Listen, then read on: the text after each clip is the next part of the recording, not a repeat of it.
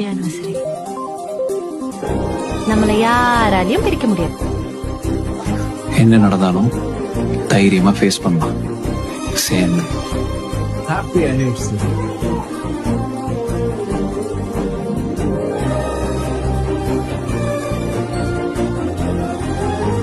மாலையிடும் சொந்தம் முடி போட்ட பந்தம் பிரிவென்னும் சொல்ல அறியாதது.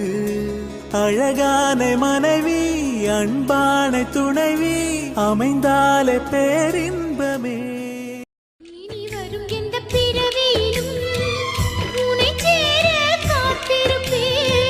விழி மூடும் இமை போல விலகாம